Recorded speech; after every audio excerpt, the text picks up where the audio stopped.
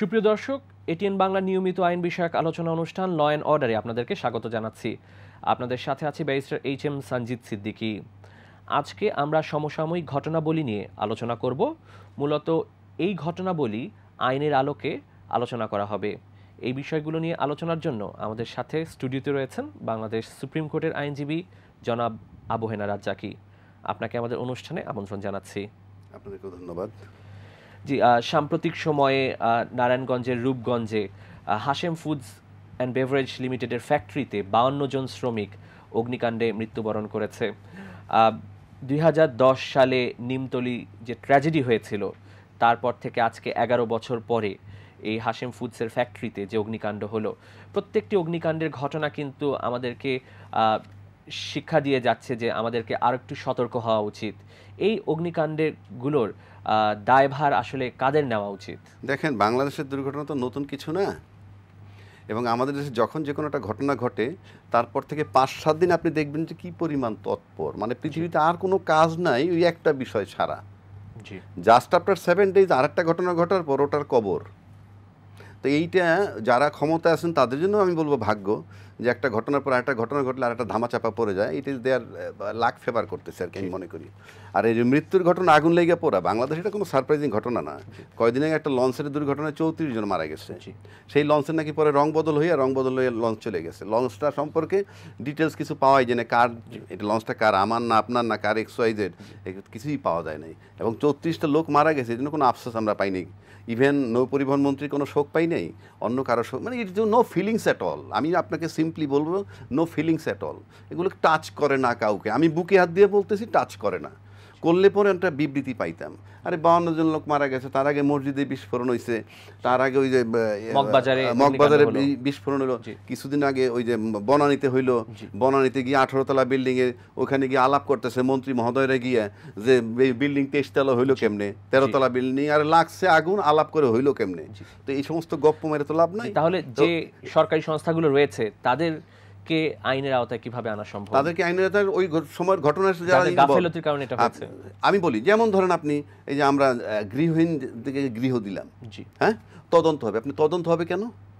কোন engineer involve ছিল, কখন করছে, কার টাইমে হয়েছে, এত গপ্প কিসের তদন্ত কেন? আপনার এমনি আমার বেলায় কোনো তদন্ত লাগে না, তো কারণটা কি? আপনি তো জানেনই কোন ইঞ্জিনিয়ার করছে, কোন ইঞ্জিনিয়ার সময়টা হয়েছে, এত টাইম লাগে কেন? যদি কবরে থাকে কবর থেকে তুলে নিয়ে আসেন।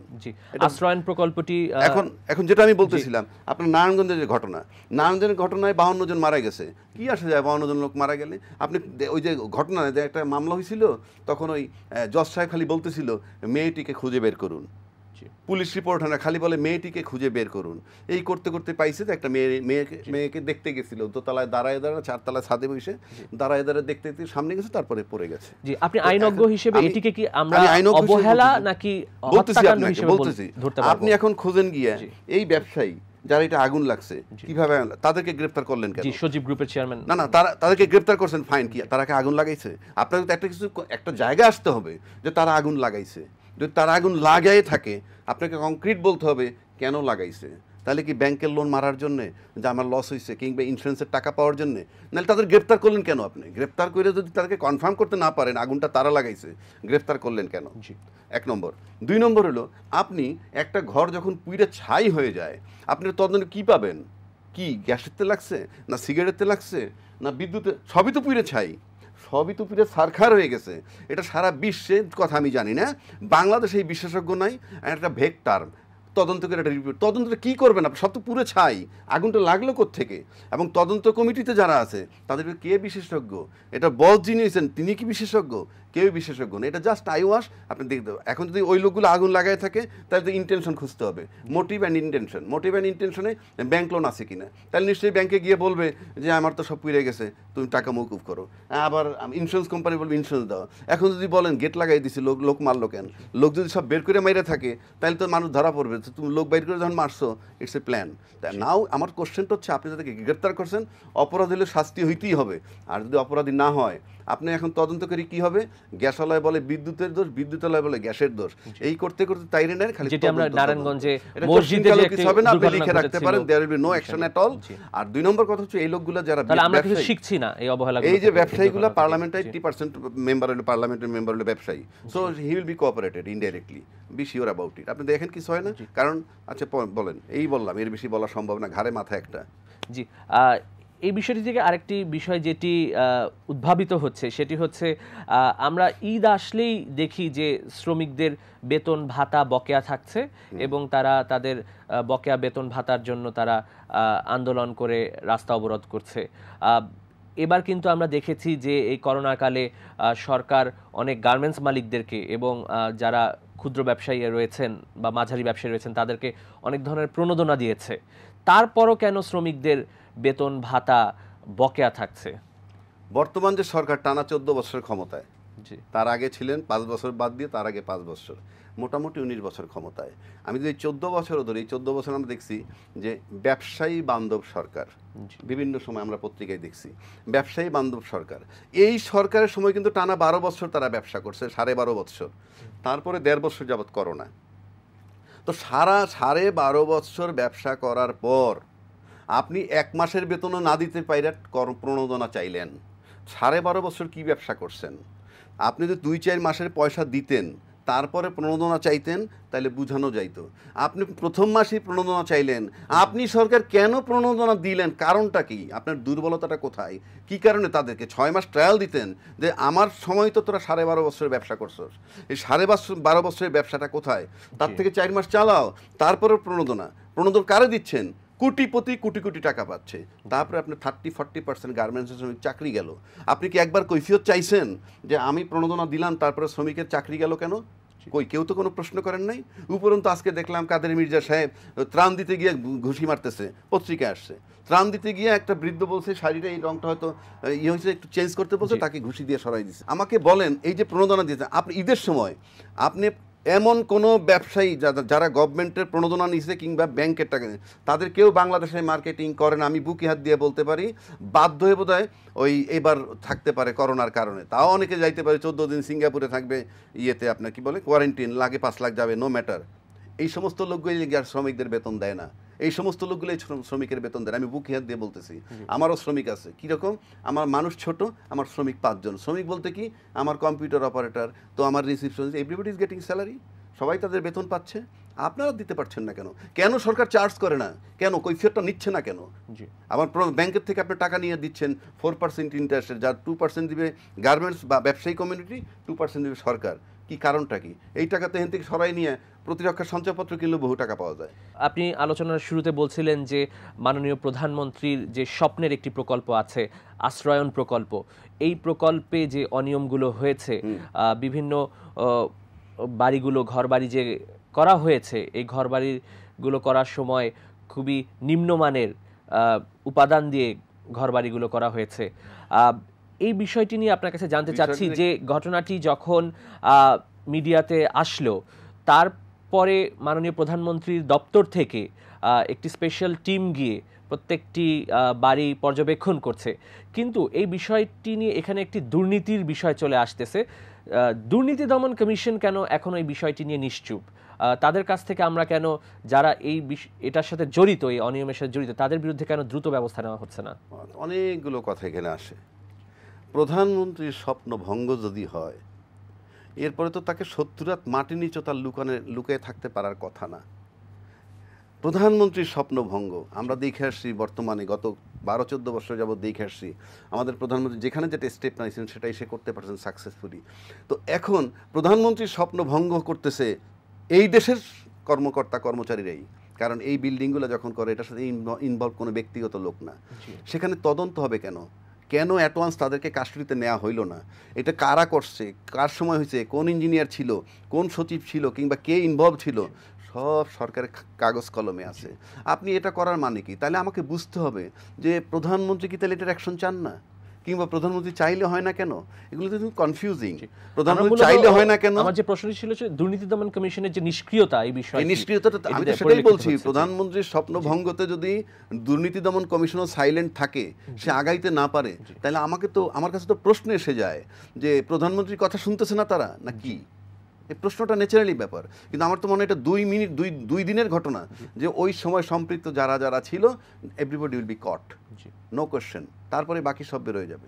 জি, একটি সমসাময়িক বিষয় নিয়ে আপনার কাছে জানতে চাচ্ছি যে আমরা প্রায়শই দেখি যে রাস্তায় যখন কোনো সড়ক দুর্ঘটনা হয় তখন পুলিশ ঘটনাস্থলে গিয়ে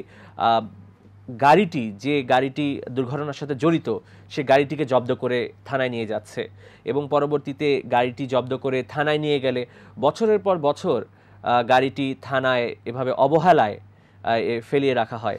এর ফলে কিন্তু একটি মূল্যবান সম্পদ নষ্ট হচ্ছে। এক্ষেত্রে আপনি কি মনে করেন যে এই কোনো দুর্ঘটনার পরে গাড়ি এগুলো জব্দ করা বা এভাবে অবহেলা এগুলোকে ফেলিয়ে রাখলে এটি এভাবে মূল্যবান সম্পদ নষ্ট করা আইনসিদ্ধ নয়? দেশের যে সম্পদটা, যে ধরনের স্থাবর সম্পত্তির মালিক 2 শ্রেণী, সরকার আর ব্যক্তিগত। একইভাবে যত পরিবহন আসে, এর সরকার কিছু পরিবহনের মালিক, বাকিটা বেসরকারি। এর বাইরে তো কোনো সম্পদ নাই। তো এই সম্পত্তি রক্ষণাবেক্ষণের দায়িত্ব কিন্তু সরকারের।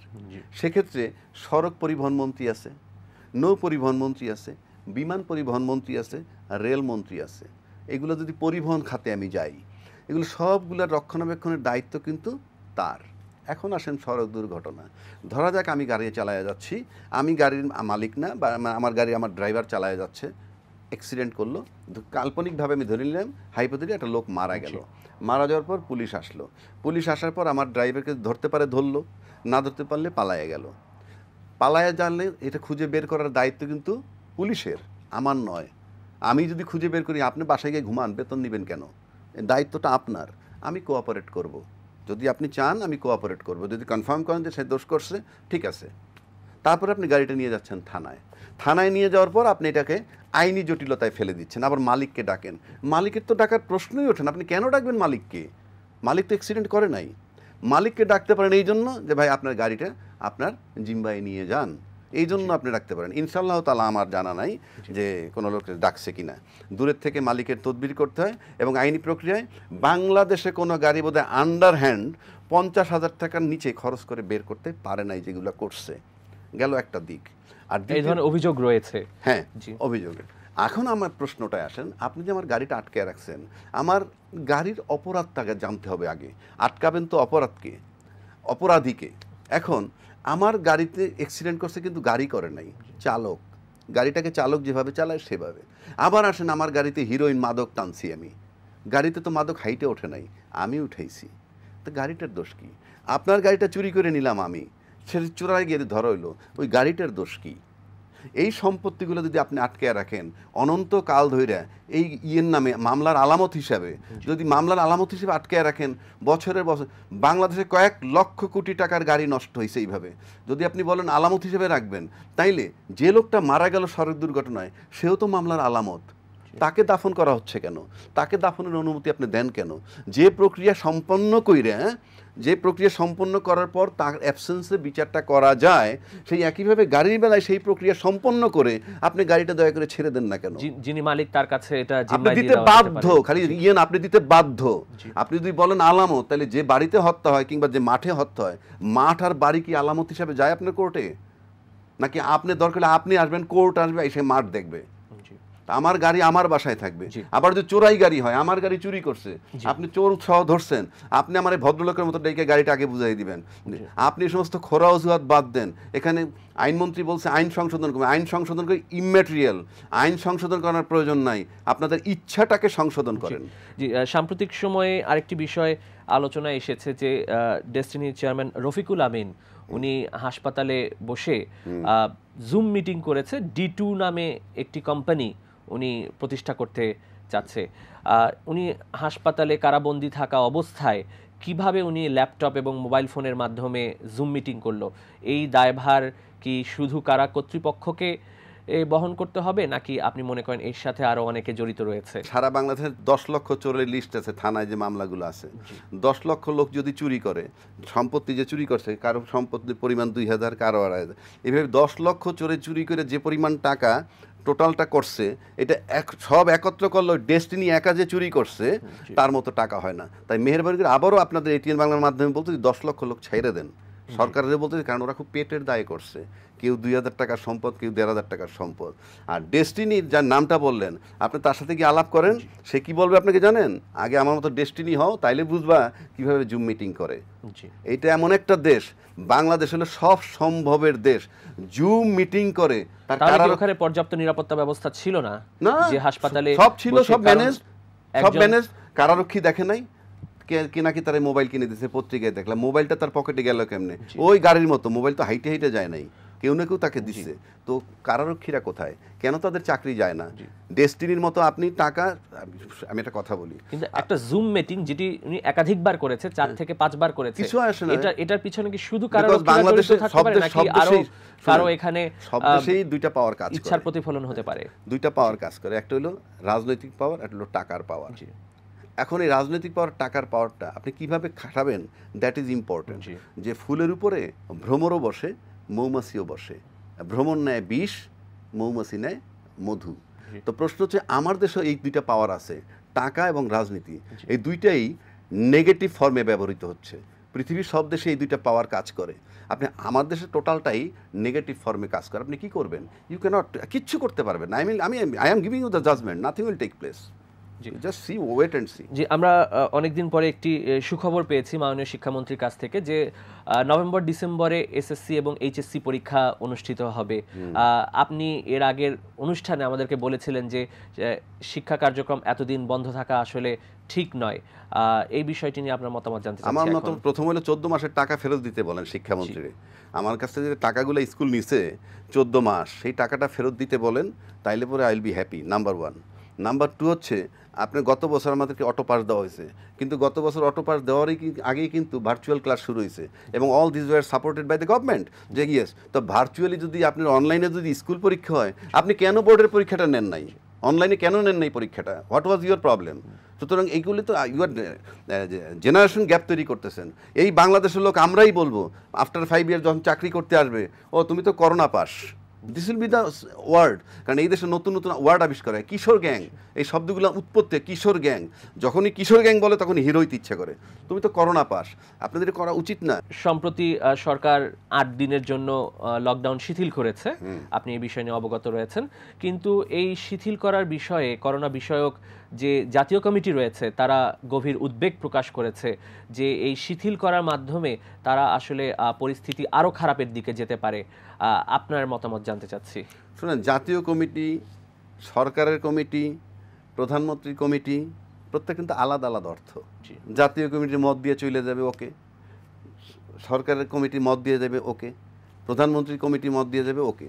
এই যে আপনি বলতেছেন যে লকডাউন দিচ্ছে, লকডাউন শিথিল করছে, প্রথম হচ্ছে লকডাউনের প্রয়োজনীয়তা কি? নিশ্চয়ই প্রয়োজনীয়তা আছে, ওটা নিয়ে আমার কোনো বিতর্ক নাই, কারণ আমি ডাক্তার না। প্রথম হলো, আপনি করোনা দিয়ে লকডাউন করবেন কি জন্য? সংক্রমিত যদি না হয়, তাহলে প্রয়োজনে যদি হবে তাহলে উঠাবেন কেন?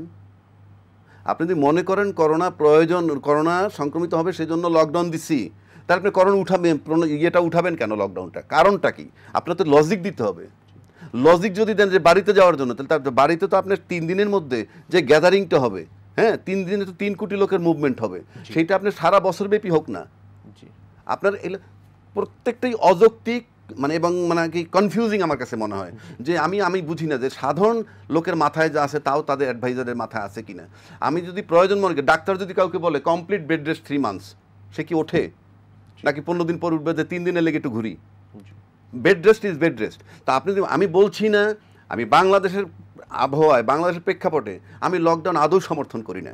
কেন করি না? পৃথিবীর মধ্যে সবচেয়ে ঘনবসতির দেশ বাংলাদেশ। বসতির কারণে, যদি ঘনবসতির কারণে সংক্রমিত হইতো, এতদিনে 20 লক্ষ লোক মারা যাওয়ার কথা। We are saved by almighty. এখন আপনারা যদি বলেন যে আপনারা সেভ করছেন, তাহলে আপনারা ছাড়লেন কেন আবার 7 দিন? দরকারটা কি তার বাড়িতে যাওয়ার? 2 নম্বর কথা হচ্ছে, করোনার জন্য তো আপনি ব্যক্তিগতভাবে কিছু করেন নাই, এক লকডাউন ঘোষণা করা ছাড়া। মানুষের জীবিকার বিষয়টি আমি বলতেছি, করোনার দিয়ে বাংলাদেশ সরকার করোনার কারণে লকডাউনে লকডাউন ঘোষণা করা ছাড়া আর কিছুই করে নাই। জি, এই 2,500 টাকা 3,000 টাকা এইসব ব্যাপারে আমি একবার বলছি, এগুলো আপনি বিদ্যুৎ বিল মৌকুব করেও দিতে পারেন, তাহলে টু দি পয়েন্ট পৌঁছাবে। কারণ this is not the way of proper distribution. সুতরাং এই লকডাউনটা প্রয়োজন আছে কিনা, এই গভর্নমেন্টের অ্যাক্টিভিটি যদি মনে হয় এটা কি আদৌ প্রয়োজন আছে, প্রয়োজন থাকলে আপনি উঠাবেন কেন? জি, আপনি 7 দিন আগে ঈদের পরে আমরা আবার 24 তারিখ থেকে কঠোর লকডাউনের কথা বলা হচ্ছে। আপনি 22 তারিখ 21 তারিখে ঈদ শেষ, আপনি 22 তারিখে সব চলে আসতে হবে, 23 তারিখ বা 24 তারিখে আপনি লকডাউন দিবেন, মাঝখানে ছাড়লেন, তার মানে কি এই 7 দিন করোনা নাই, এই 7 দিন সংক্রমিত হবে না? আমি কিন্তু তার সাপোর্ট করি না, লকডাউনই সাপোর্ট করি না, কারণ লকডাউন ভায়াবল না আমার দেশে। তারপর সংক্ষিপ্তভাবে আপনার কাছে জানতে চাচ্ছি যে ভ্যাকসিনের যে একটি শর্টেজ ছিল আমাদের দেশে, এটি কিন্তু সরকার অনেক ক্ষেত্রেই এখন উতরিয়ে এসেছে। আপনি কি মনে করেন যে খুব স্বল্প সময়ের মধ্যে আমি যদি 18 কোটি জনগণকে বা 80% জনগণকে আসলে যে পরিমাণ আমরা ভ্যাকসিন পাচ্ছি, এই ভ্যাকসিন দিয়ে 18 কোটি বা 80% জনগণকে ভ্যাকসিনের আওতায় আনা সম্ভব হবে? যদি 80% লোকের জন্য যে ডোজ লাগবে সেই ডোজ যদি আসে তাহলে দিতে অসুবিধা কি? এখন আদৌ আসছে কিনা হু নোজ। আমার কাছে তো পেপার হলো মিডিয়া, পেপার একমাত্র মাধ্যম, টিভি একমাত্র মাধ্যম, সরকারি লোকদের একমাত্র মাধ্যম, সবার ক্ষেত্রে আমি পজিটিভই শুনি, খালি পজিটিভই শুনি। আবার এদিকে শুনি রেজিস্ট্রেশন করে নাম নিচ্ছে না, আবার আমরা নাকি নিজেরাও টিকা বানাবো। মানে আমরা কিন্তু অ্যাকচুয়ালি অনেক কাগজে কলমে অনেক ডেভেলপড, আমি জানি না in fact what is happening. Otherwise আমার মাথায় আসে না।